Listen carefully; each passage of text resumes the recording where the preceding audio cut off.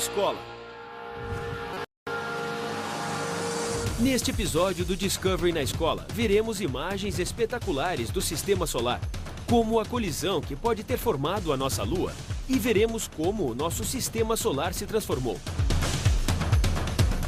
Ameaças cósmicas, impacto, Sistema Solar. Preste atenção nas perguntas, atividades e recursos depois de cada segmento.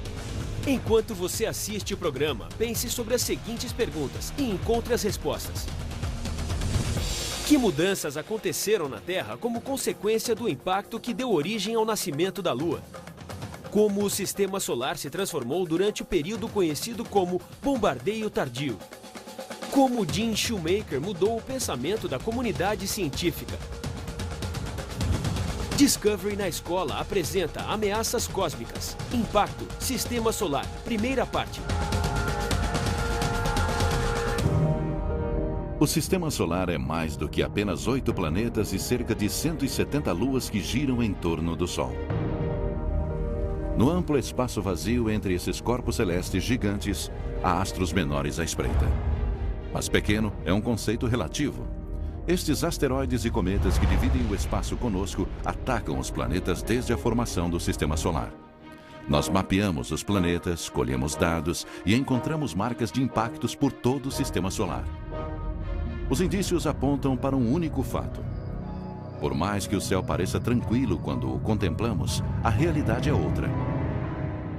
O Sistema Solar é um lugar perigoso. A questão é: o corpo celeste mais próximo da Terra está cheio de indícios de impactos violentos ocorridos no passado. Quando admiramos a Lua, sua presença é reconfortante.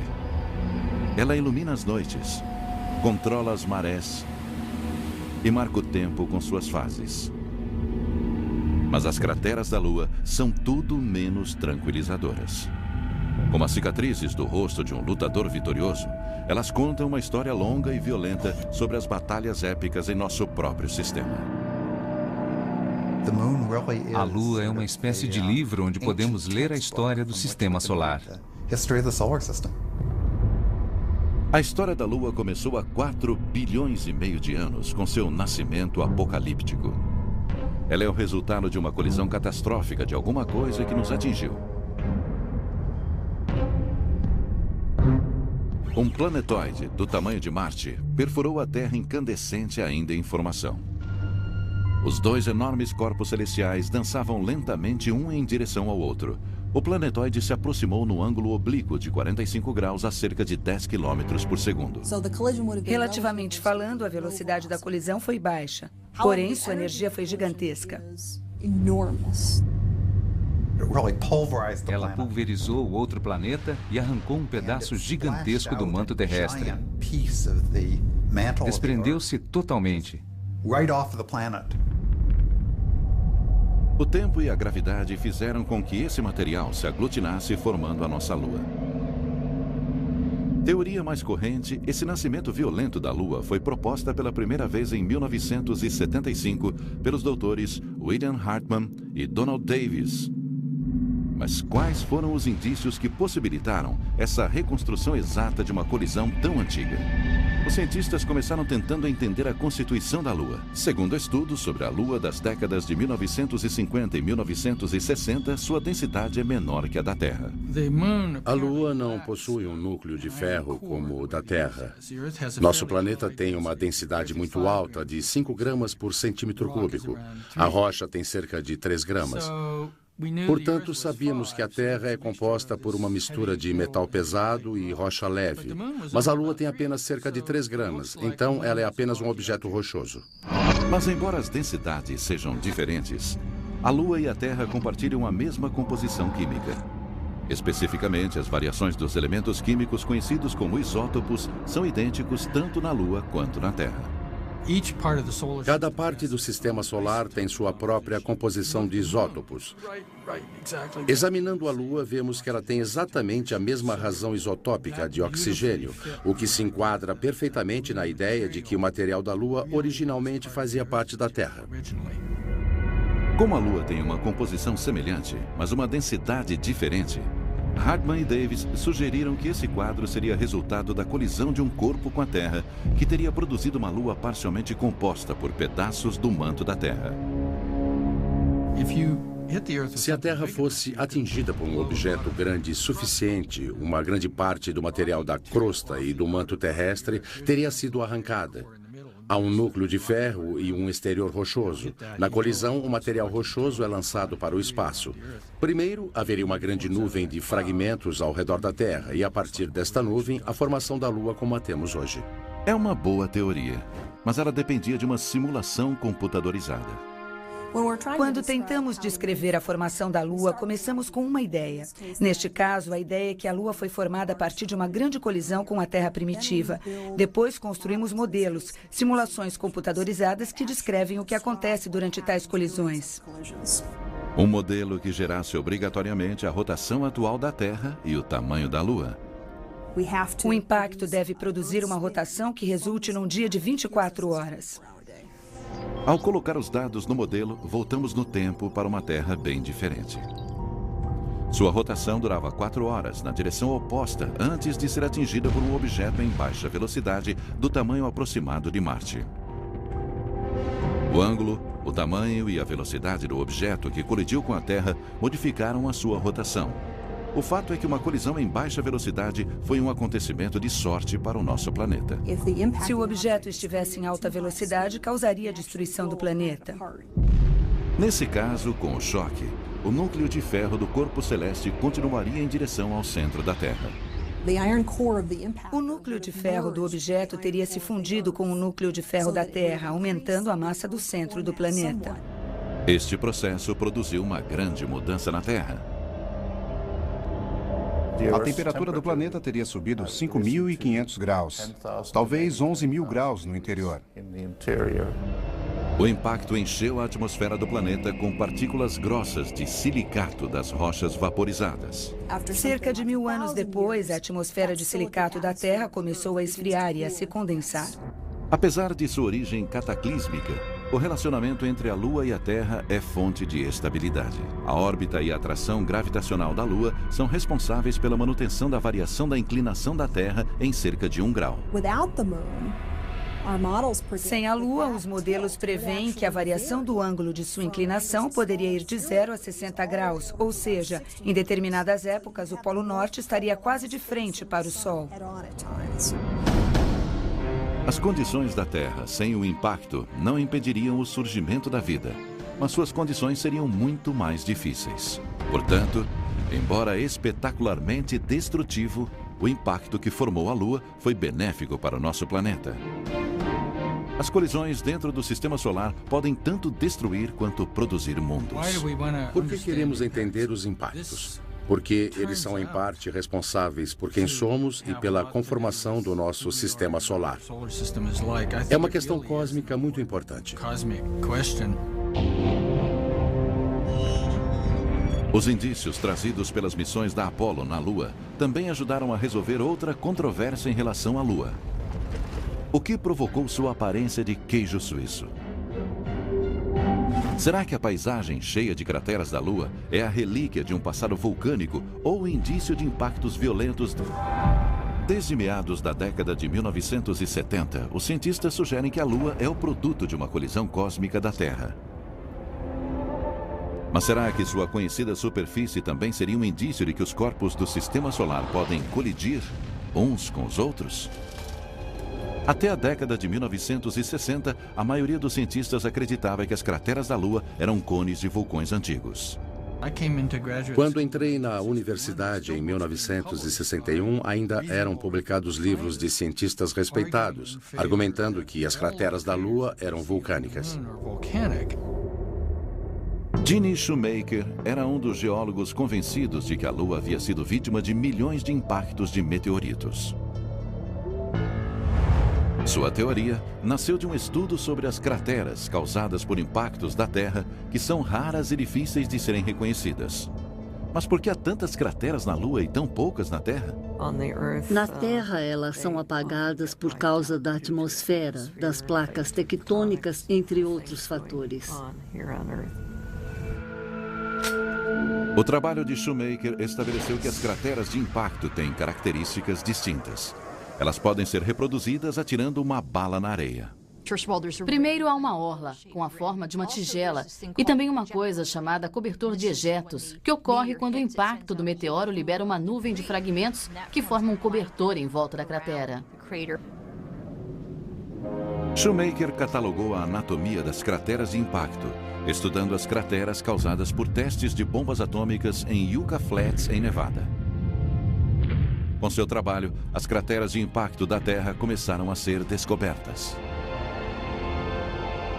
Armado com o entendimento das crateras do planeta, Shoemaker pretendia usar as missões Apollo para provar que a como geólogos.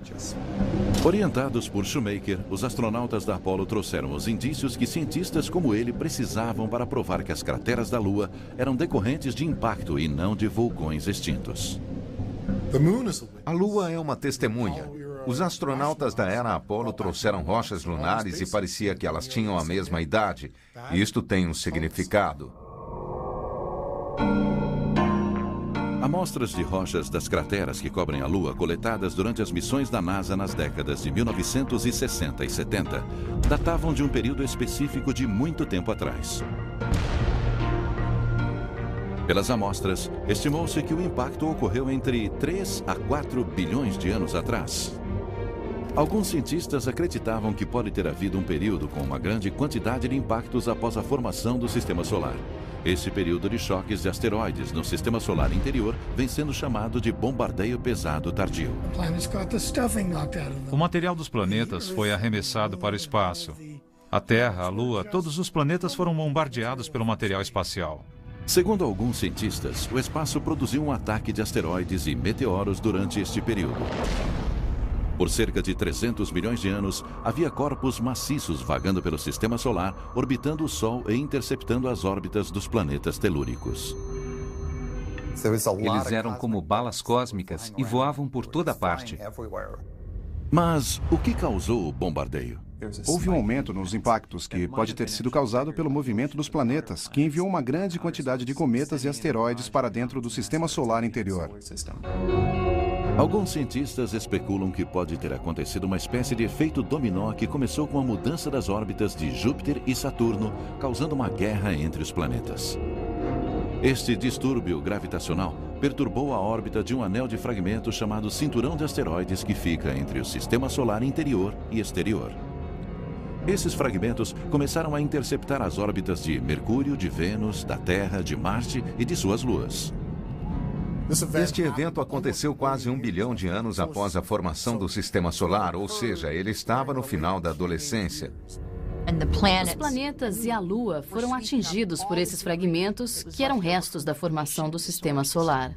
Felizmente para nós, colisões cósmicas tão frequentes quanto as desse período nunca mais irão acontecer no nosso Sistema Solar. Cada vez que um desses corpos se choca com um planeta, é um objeto a menos vagando pelo Sistema Solar. Então, você pode imaginar que após bilhões e bilhões de anos de colisões, vai haver cada vez menos desses fragmentos no espaço. Felizmente, chegamos a um ponto da história em que são poucos esses objetos, e com certeza se passará um bom tempo até que sejamos novamente atingidos por um deles. Mas não podemos deixar de observar os céus, pois de vez em quando, um ou outro planeta do nosso Sistema Solar sofre um grande impacto. Em 1994, uma bola de neve gigante rumava em direção a Júpiter sob os olhos perplexos da Terra. Amostras de rocha das missões Apollo que foram à Lua convenceram a maioria dos cientistas da gravidade do que ficou conhecido como bombardeio pesado tardio, quando nosso Sistema Solar foi atacado há 4 bilhões de anos. Mesmo na década de 90, muitos ainda acreditavam que a probabilidade de um impacto moderno com um grande objeto era virtualmente nula. Mas o geólogo Gene Shoemaker conseguiu mostrar que colisões maciças dentro do nosso Sistema Solar não eram uma coisa do passado. Havia muitas piadas sobre um suposto desastre. Aquilo era considerado coisa de filme de ficção científica. Mas levar a sério era difícil, porque não se conhece alguém que tenha morrido atingido por um asteroide.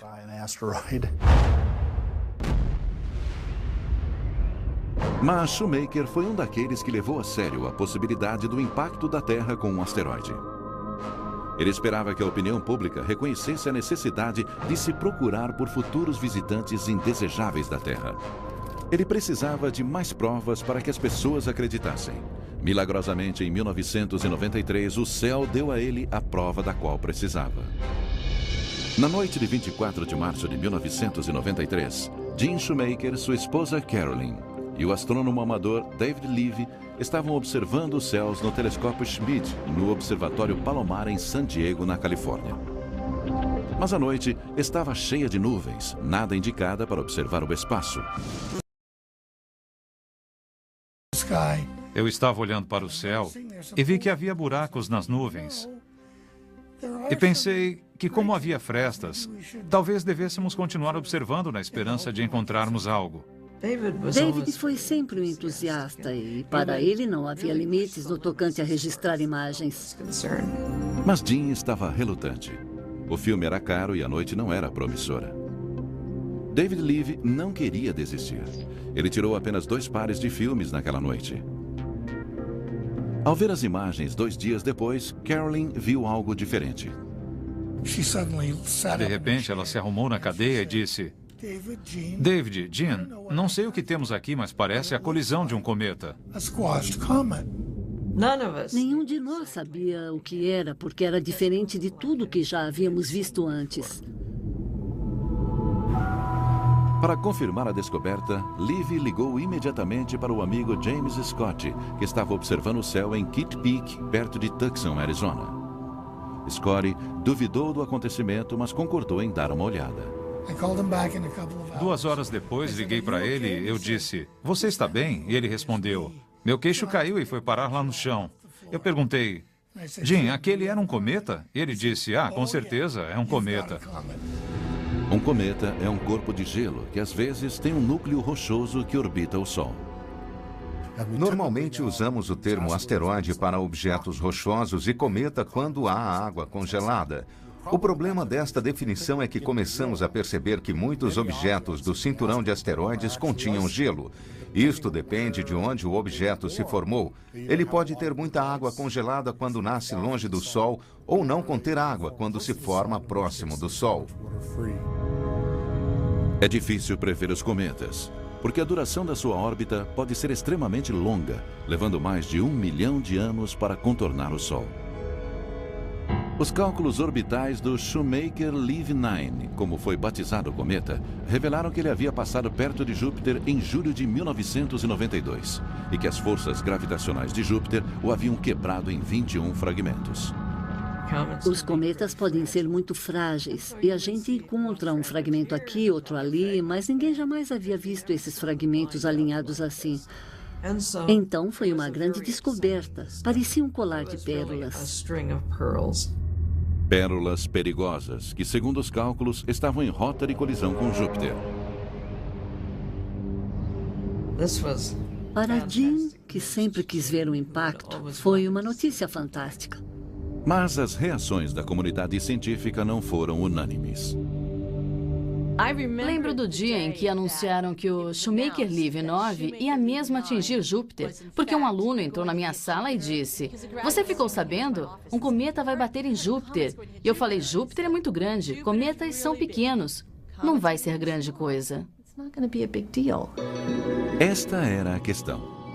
Qual seria o impacto de uma grande bola de neve num gigantesco planeta gasoso? Jim Shoemaker acreditava que a velocidade incrível do objeto produziria uma colisão espetacular com Júpiter, mas novamente poucos acreditaram nele. Não sabíamos muita coisa sobre a composição dos cometas, sobre sua força, mas torcíamos por um grande espetáculo. Ninguém acreditava que os resultados seriam tão dramáticos quanto foram. Shoemaker estava certo. Entre os dias 16 e 22 de julho de 1994, o mundo observou os fragmentos do cometa Shoemaker-Levy 9 colidirem espetacularmente com as nuvens de Júpiter, um atrás do outro. Aqueles fragmentos estavam alinhados como os vagões de um trem e atingiram o planeta, sabe? Bam! Os fragmentos da colisão subiram a 3.200 quilômetros acima do topo das nuvens de Júpiter.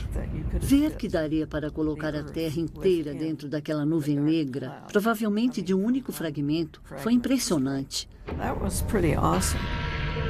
Impressionante é pouco.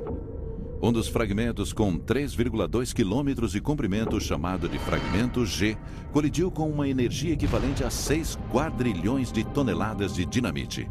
Uma força 600 vezes maior que todo o arsenal nuclear e convencional da Terra. Este é o tipo de coisa que só acontece uma vez na vida. Nosso conhecimento do sistema solar evolui por saltos e através da observação. É assim que se faz ciência. O evento provou, sem sombra de dúvida, que os impactos não são apenas possíveis, mas também inevitáveis e muito perigosos. Há quem especule que, se um fragmento de cometa do tamanho do fragmento G colidisse com a Terra, extinguiria a maior parte da vida do planeta. A consciência da possibilidade de uma colisão no sistema solar é apenas parte do legado de Gene Shoemaker. Em 1997, ele morreu num acidente de carro enquanto estudava as crateras de impacto em Alice Springs, na Austrália. Lembro que durante um jantar alguém perguntou a um conhecido meu quem era o maior cientista planetário, o maior geólogo do século XX. Ele nem pensou antes de responder. Gene Shoemaker, sem dúvida. Gene Shoemaker ajudou o mundo a entender que os impactos dentro do nosso sistema solar são desastres esperando para acontecer. Mas será que os impactos maciços também ajudaram a formar nossos vizinhos planetários, a mudar sua composição e mesmo sua postura? Por exemplo, por que Marte tem duas faces? E por que Urano está parado de lado? A seguir, as respostas para as perguntas de ameaças cósmicas, impacto, sistema solar, primeira parte. A Terra aumentou a massa de ferro no centro do planeta e mudou sua direção e velocidade de rotação como consequência do impacto, que deu origem ao nascimento da Lua. Durante o período de bombardeio tardio, o sistema solar se transformou com as mudanças gravitacionais de Júpiter e Saturno, que alteraram as órbitas do anel de asteroides e os detritos atacaram os planetas interiores. Gene Shoemaker mudou o pensamento da comunidade científica ao demonstrar que os perigosos impactos de asteroides e cometas não são coisa do passado. Ao contrário, são inevitáveis e muito perigosos. Discovery na Escola sugere a seguinte atividade na classe. Comente as características do sistema solar e planeje uma viagem espacial, levando em conta os planetas interiores e exteriores e o cinturão de asteroides. Se quiser saber mais sobre ameaças cósmicas, impacto, sistema solar, Discovery na Escola sugere que você visite estas páginas na web.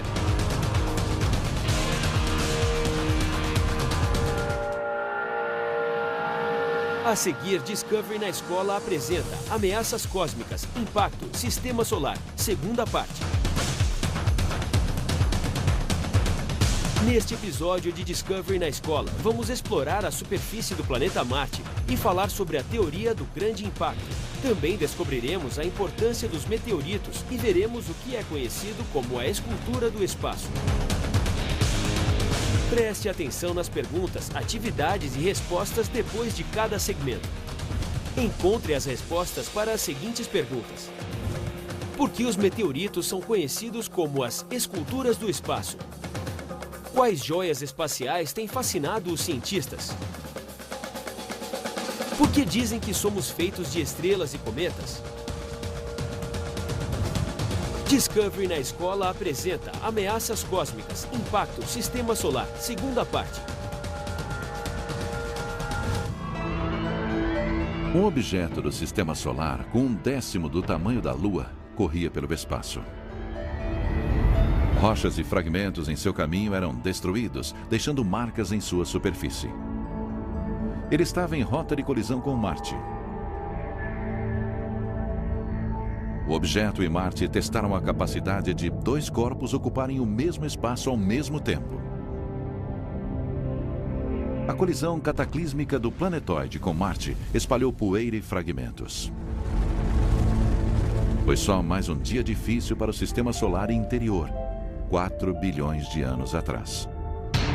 Este foi o maior impacto que nosso sistema solar já sofreu, mas seus indícios estavam ocultos até pouco tempo atrás. O mistério começou em junho de 1976, quando a sonda Viking 1 cruzou o espaço numa viagem de 10 meses até Marte. Ela começou a orbitar o planeta vermelho e a enviar imagens para a Terra. A sonda e sua companheira, a Viking 2, completaram mais de 2.100 voltas ao redor do planeta e enviaram fotos dos desfiladeiros, crateras, vulcões e planícies de lava de Marte. As imagens também revelaram uma divisão curiosa na superfície do planeta. Marte tem o que chamamos de dicotomia hemisférica, em que a metade norte do planeta apresenta elevação baixa com uma superfície muito lisa, e a metade sul apresenta uma elevação alta com uma superfície muito mais recortada. Conhecemos essa dicotomia há cerca de 30 anos. O grande mistério sempre foi como ela se formou. Na década de 80, o astrônomo Steve Squyres e o geólogo Don radical para explicar a dicotomia na superfície de Marte. Ela foi chamada de Teoria do Impacto Gigante, e com base na hipótese de que as terras baixas de Marte seriam a maior cratera de impacto do sistema solar. Ela tem o tamanho da Ásia, da Europa e da Austrália juntas, e cobre cerca de 40% do planeta. Mas a teoria apresentava alguns problemas. Os cientistas que estudavam o contorno da cratera viram que sua forma se parece mais com um feijão do que com a elipse normalmente esperada nesse tipo de impacto. Recentemente, uma equipe de cientistas, incluindo Jeffrey Andrews Hanna e Bruce Banner, tentaram produzir uma imagem mais clara da cratera de impacto. Através da topografia e das medições da gravidade, eles conseguiram olhar abaixo dos rios de lava da região de Tharsis, em Marte, que contém alguns dos maiores vulcões do sistema solar. Ao subtrair os efeitos da atividade vulcânica, eles conseguiram determinar o formato real da cratera. Conseguimos ver como ela era cerca de 4 bilhões de anos atrás, e descobrimos que, em vez da forma irregular de um feijão, tratava-se de uma elipse bem regular. Esta é uma observação muito importante, porque conhecemos apenas um processo capaz de produzir uma depressão elíptica imensa como aquela, que é um impacto gigante. Todas as grandes bacias de impacto do sistema solar têm forma elíptica. As simulações indicam que o objeto que colidiu devia ter cerca de 1.900 quilômetros de diâmetro, mais ou menos o tamanho de Plutão. Viajava pelo espaço a uns 32 mil quilômetros por hora e atingiu Marte num ângulo de 45 graus. Foi um impacto altamente energético. Não surpreende que os cientistas estimem que o impacto de Marte tenha ocorrido durante os últimos estágios na formação do sistema solar há 4 bilhões de anos. E ele é um dos 2 grandes impactos planetários que ainda marcam nosso sistema solar.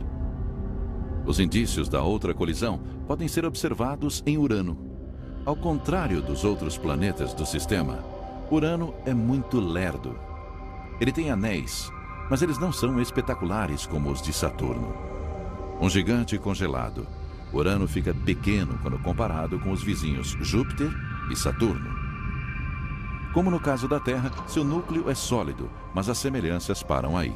Uma nave espacial não conseguiria pousar nele. Sua atmosfera é muito densa, tão pesada que é quase como um pudim.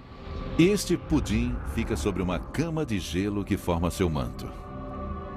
Mas a característica mais espetacular que diferencia Urano de outros planetas é o fato dele estar extremamente inclinado.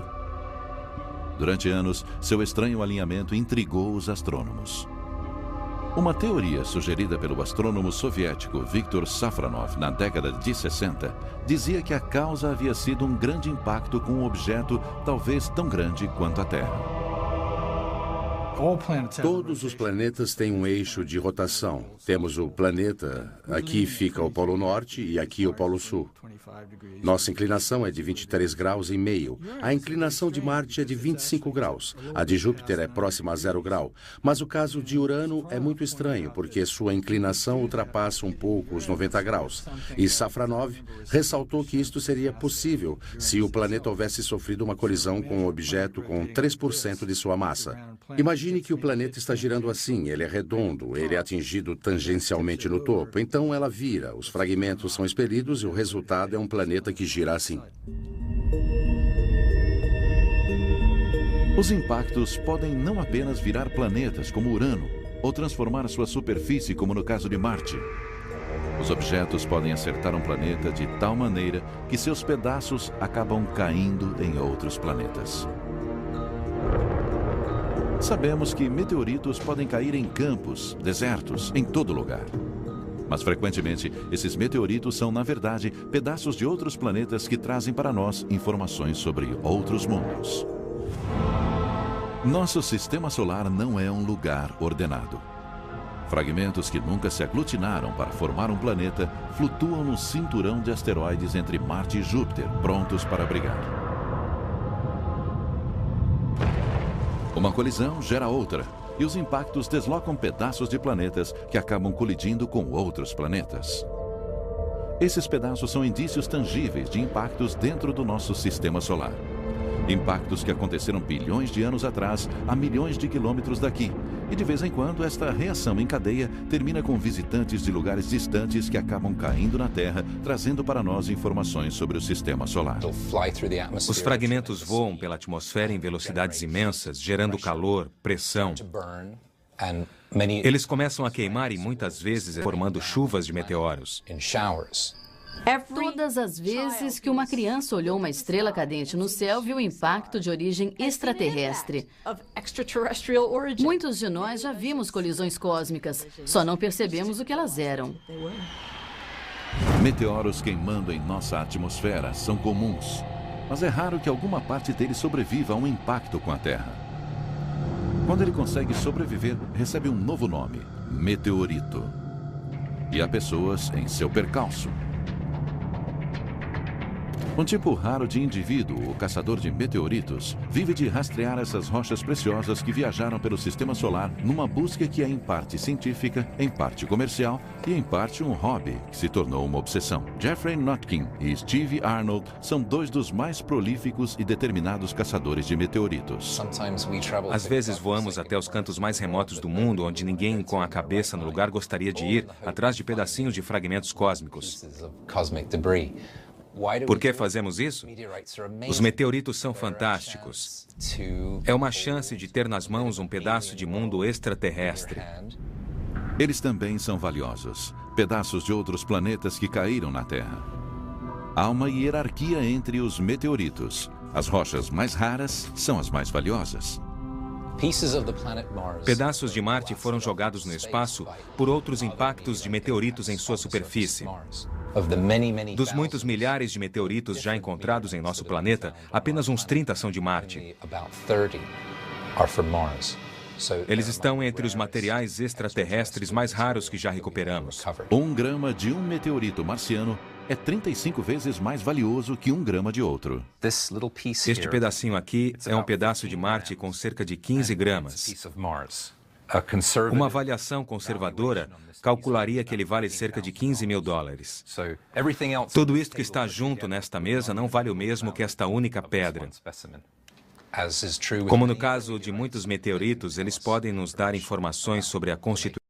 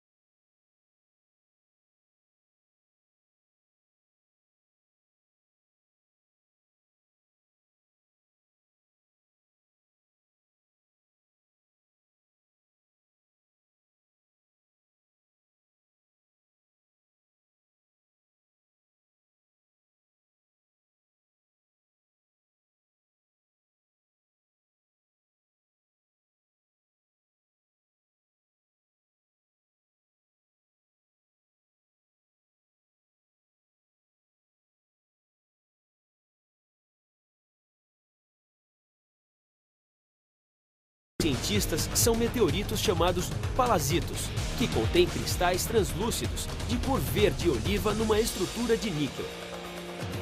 Dizem que somos feitos de estrelas e cometas, porque o ferro que corre por nossa corrente sanguínea formou-se a partir da morte de milhões de estrelas. Agora que você viu este programa, Discovery na Escola sugere para você as seguintes atividades para realizar na classe. E discuta na classe quem é David Levy, Gene Carlin Shoemaker e suas descobertas. Debata a existência da vida em outros planetas. Se quiser saber mais sobre ameaças cósmicas, impacto, sistema solar, Discovery na Escola sugere que você visite estas páginas na web.